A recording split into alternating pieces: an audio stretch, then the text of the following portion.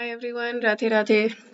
So on this video we're going to be doing chapter 4 verse 23, and here is a conclusion of what Bhagwan Shri Krishna talks about in terms of Karma Yoga, basically not doing fruitive actions and being unattached to the material nature. So let's dive in and let's sing this together. गतसङ्गस्य मुक्तस्य ज्ञानावस्थितचेतसः यज्ञायाचरतः कर्म समग्रं प्रविलीयते.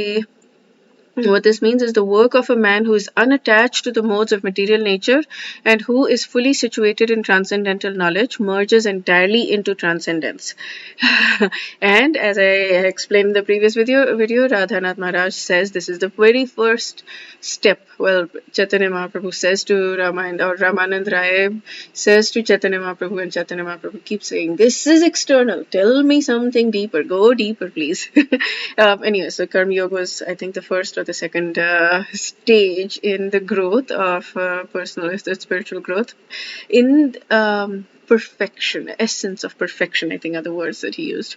Okay, so work of a man who's unattached to the modes of material nature and who's fully situated in transcendental knowledge merges entirely into its transcendence. So here, so let me do the word by word and then I'll explain what Chaitanya Charan Prabhu says. So, Gata Sangasya Muktasya. One Gata Sangasya, unattached to the modes of material nature, Muktasya, free. There's somebody who's liberated and unattached to the modes of material nature.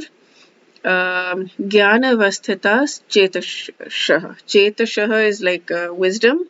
Gyan avasthita, situated in transcendence. Somebody whose wisdom, who is fully situated in transcendental wisdom, transcendental knowledge.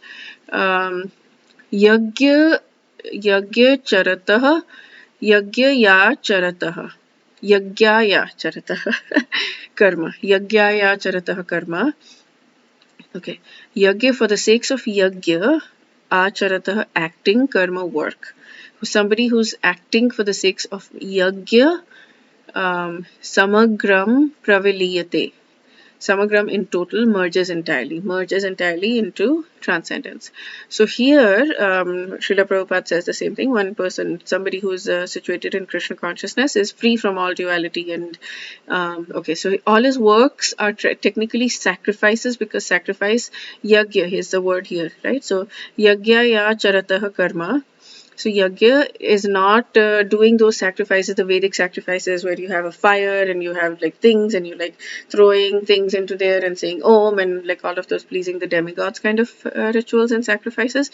But basically all of the work that we do is sacrifice, because sacrifice aims at satisfying the Supreme Person, Vishnu or Krishna. So then it's all about everything that we do is a sacrifice. Every moment that we live is a sacrifice, because we're thinking of Krishna, we're chanting Krishna's names, Radha Krishna's names, and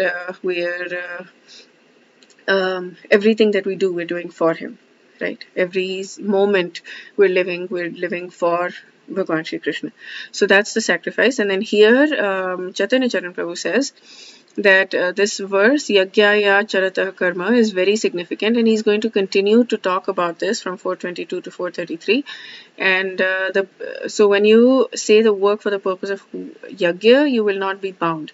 So that is, he said it in 3.9, and here it's not just that fire sacrifice, it is selfless sacrifice. So when the person will act in the mode of yagya, then the person will be free of bondage. Basically, when we're doing everything for Krishna, then we'll be free of bondage. So here it doesn't necessarily say specifically that do it for me, but he has said that many times over the last few chapters and many verses. He has said specifically, do it for me. So he's very, very clear about that. And he's going to explain it as Chaitanya Charan Prabhu says in the next few verses as well. Swami Mukundanand says they are released from bondage of material attachments and their intellect is established in divine knowledge. Since they perform all actions as a sacrifice, they are freed from all karmic reactions. Okay. So and this one is summary of the conclusion of the previous verses. Dedication of all one's actions to God results from understanding that the soul is the eternal servitor of God. Okay. Yeah, that's it for this video. We're going to do chapter 4 verse 24 in the next video.